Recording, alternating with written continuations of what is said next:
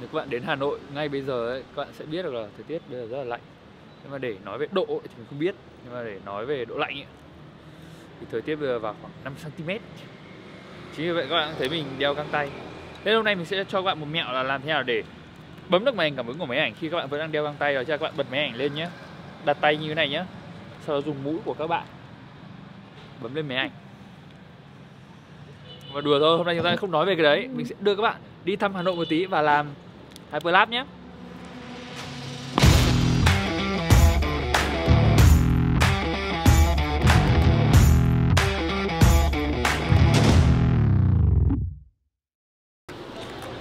Xin chào, lang thang một lúc bọn mình đã lên đến nơi rồi. Hôm nay mình sẽ có quay phim đâu. Cái gì đấy? Xin chào nha. Hôm nay Hà Béo sẽ không làm mẫu ảnh nữa, hôm nay Hà Béo sẽ đi quay phim cho mình. Hôm nay chúng ta sẽ làm thử vài cái Hyperlapse ở phía trên Hồ Gươm này. Các bạn có thể áp dụng cái cách làm Hyperlapse này ở bất kỳ đâu các bạn muốn. Nhưng mà đây sẽ là một vài điều cơ bản mình muốn chỉ cho các bạn nhé. Được chưa? Quay chưa Hà Béo? Quay rồi. Rồi ok, hôm nay mình sẽ chỉ cho các bạn làm Hyperlapse. Hyperlapse là cái gì thì các bạn hãy hiểu nó là kiểu timelapse nhưng mà di chuyển. Mình sẽ để một vài đoạn gọi là làm mẫu ở đây nhé.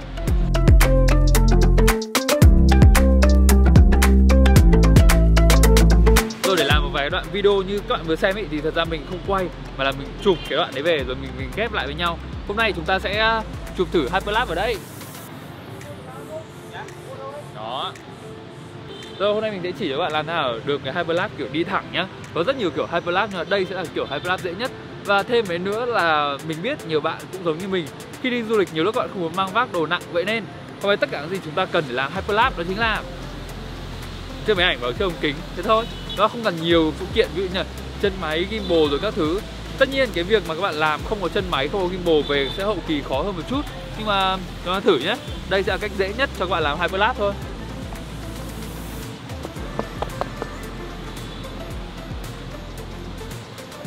Quên mất, trước khi đi vào làm thì mình phải nói về chiếc máy mà các bạn nên dùng, ở chiếc ống kính các bạn nên dùng để làm Hyperlapse thì mình đã thử với rất nhiều ống kính rồi, nhưng mình luôn thấy là làm việc với ống kính góc rộng là những chiếc ống kính dễ hơn để các bạn làm Hyperlapse. Các bạn sẽ có thể đến gần chủ thể chúng ta hơn và kiểu như là zoom rộng ra và chụp được nhiều hơn trong khung hình chúng ta.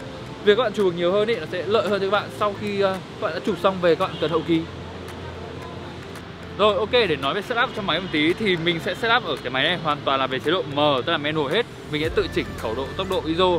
Thêm đấy nữa nhá, các bạn cũng nên bật một cái ở trong máy lên gọi là cái grid line. Khi mà bật cái này lên thì các bạn sẽ dễ dàng cân chỉnh khung hình hơn và cái điều này rất quan trọng khi các bạn chụp Hyperlapse nhé. Tí nữa mình sẽ nói cho các bạn tại sao. Thêm vào đó nữa có một vài cái ví dụ như là white balance các bạn cũng nên chuyển về chế độ M. Bình thường chụp ở ngoài trời này thì mình sẽ để white balance khoảng 5600 độ K thì phải. Mình nghĩ thế là đúng. Các bạn có thể nhìn thấy ở đây nhé, là cho các bạn nhìn đi.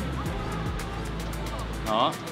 Là khi chụp Hyperlapse mình khuyên các bạn nên chọn chỗ nào đông người và có nhiều thứ thay đổi trong khung cảnh một tí. Tại vì cái chủ thể chính của các bạn, ví dụ như của mình là cái tượng ở ngoài kia kìa, nó sẽ đứng yên và những cái người đi xung quanh họ sẽ thay đổi. Đây sẽ trở thành những yếu tố rất hay ở trong cái Hyperlapse của các bạn.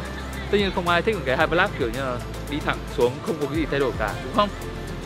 Bây giờ thì như vậy chụp thôi. Let's go. Hello. Đi thôi, khiếp cái máy này nó nặng dã cả màn. Nhưng mà mình xinh đúng không mọi người? Chết thật, tự luyến quá. Tùng nô ấy. Tùng của các bạn này. Tập trung quay phim này. Chưa gì đã bị mắng rồi. Ôi dồi ôi, bị nhờ làm thợ ảnh rồi mọi người ạ. Ai đó?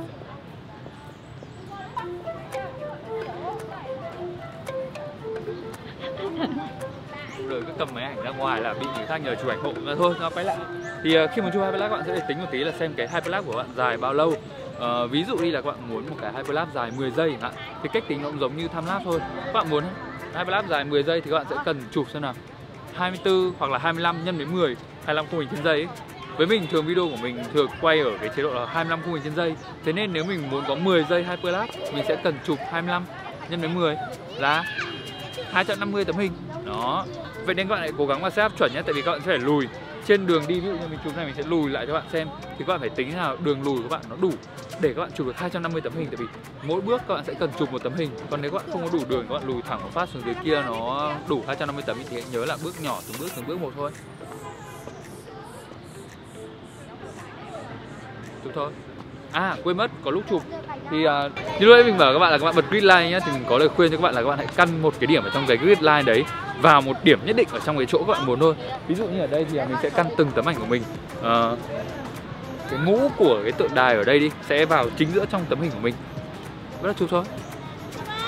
Rồi trong lúc đi ở đây sau đó thì mình nhận ra là nếu các bạn không có cái grid line ở trong máy của các bạn ấy thì có một cách rất dễ để các bạn có thể căn chỉnh này cho chuẩn, đó chính là các bạn hãy chuyển chế độ lấy nét sang chế độ lấy nét điểm và đặt cái điểm đấy ở đúng một chỗ thôi, không di chuyển cái điểm ấy nữa và lấy nét bằng cái điểm đấy, thì lúc này về cái việc căn chỉnh của bạn nó sẽ dễ hơn. Thêm mấy nữa nhá, có một cái mẹo đi ở đây, các bạn có nhìn thấy cái này không? Đấy, chính cái đường kẻ này quay lên đấy. Đó, chính cái đường kẻ này giúp cho các bạn là khi các bạn lùi lại để làm time lapse thì các bạn hãy lùi ở trên đúng cái đường kẻ thôi, thì về nó sẽ căn chỉnh dễ hơn ở trong các phần mềm các bạn edit.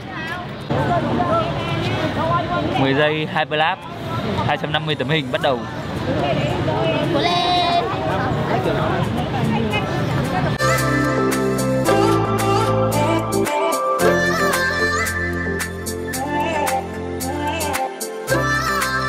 6 months later.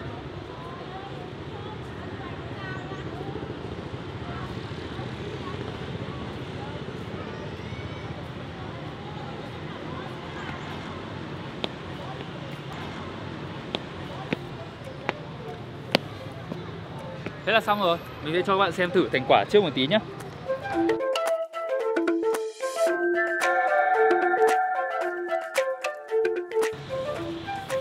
Rồi, xịn nào.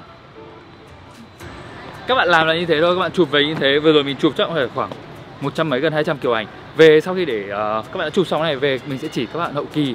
Đấy là các bạn hãy copy vào Lightroom này, chỉnh sửa những cái tấm ảnh RAW này, chỉnh màu theo đúng ý các bạn, chỉnh sáng theo đúng ý các bạn, sau đó xuất nó ra nhé. Hãy nhớ xuất nó vào trong đúng một folder thôi. Sau đó các bạn hãy mở phần mềm chỉnh sửa video của bạn lên. Ở đây mình sẽ chỉ cho các bạn hậu kỳ ở trong phần mềm Adobe Premiere Pro.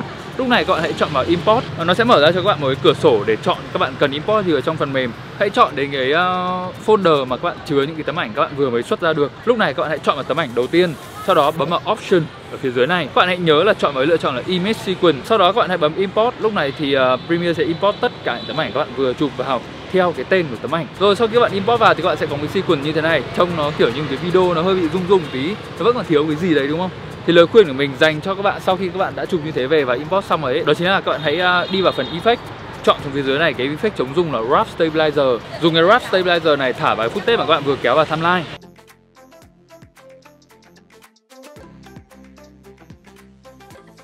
Bước tiếp theo sau khi các bạn đã import, đã chống rung, đã làm tất cả mọi thứ rồi thì các bạn hãy nest cái footage hyperlapse vừa rồi của các bạn lại.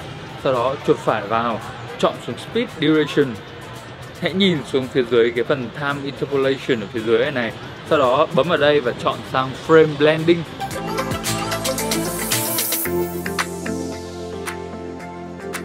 Vậy là xong, chúng ta đã có hyperlapse rồi. Thế thôi, quá đơn giản đúng không? Đây thực ra không phải là cách gọi là tốt nhất để làm cái hyperlapse, tại vì nếu mà tốt nhất thì các bạn sẽ cần một cái chân máy này hoặc là gimbal này, lắp máy ảnh lên chân máy hoặc gimbal cho căn từng tí một. Ở đây thì mình chỉ có tay không và máy ảnh ống kính và lens thôi.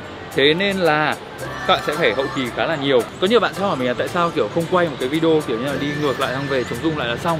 Thì lời khuyên của mình nghĩ là nếu các bạn chụp ảnh các bạn có thể làm được nhiều thứ hơn với cái hyperlapse. Ví dụ như là zoom ra, zoom vào này, hay thậm chí là khi các bạn chụp ảnh với những cái ống kính góc rộng như này này, các bạn sẽ có nhiều gọi là cái phần thừa xung quanh hơn để sau này về các bạn làm chống rung nó dễ dàng hơn. Đó, thế là xong rồi. Bây giờ đi về thôi. Nhờ được Hà Béo đi quay phim một hôm với Hà Béo chỉ mong đi về. Đi trước đi. Cầm hai tay ung dung ấy. Hà Béo quay phim kém thật. Thôi. Lúc nãy mình chỉ cho các bạn cách làm timelapse là cách làm timelapse dễ nhất là không cần chân máy, không cần gimbal, không cần gì hết, chúng ta chỉ đi lùi thôi. Tuy nhiên cái timelapse lùi này nó cũng có thể làm thành một kiểu khác, đó chính là các bạn có thể và đi xung quanh chủ thể của chúng ta. Ví dụ như nếu mình đi từ phía bên trái sang phía bên phải tượng đài, mình cũng có thể làm được time lapse. Nhưng mà lúc này cái nguyên tắc nó vẫn là như thế. Các bạn hãy nhớ là căn đúng một điểm thôi, đúng một điểm duy nhất vào giữa khung hình hoặc vào 1/3 khung hình hay vào bất kỳ điểm nào khung hình và giữ nguyên ở đó. Ví dụ như kể cả mình đi từ trái sang phải, mình sẽ căn phần đầu của bức tượng vào chính giữa khung hình. Lúc này thì về mình sẽ có cái time lapse, nó đỡ rung hơn, nó đỡ phải hậu kỳ nhiều hơn. Nhầm, mình sẽ có cái hyperlapse, đỡ rung hơn và đỡ phải hậu kỳ nhiều hơn. Làm này hết chắc khoảng nửa tiếng, về chúng ta có được khoảng vài giây. Hậu kỳ mất vài tiếng nữa. Đúng rồi. Thế là các bạn hãy biết trân trọng những người làm video các bạn xem nhé. Trân trọng những ai quay phim nữa. Đúng rồi, trân trọng những người quay phim nữa. Người quay phim chuẩn bị đòi đi ăn bây giờ mà. Còn bây giờ thì thôi, hyperlapse xong rồi. Có câu hỏi gì các bạn hãy comment phía dưới mình biết vậy nhá. Bây giờ thì trước khi tắt cái tab YouTube đi, chúng ta hãy nhớ có nút like, nút share và cả subscribe ở dưới nữa. Bây giờ thì bye bye. Bye bye.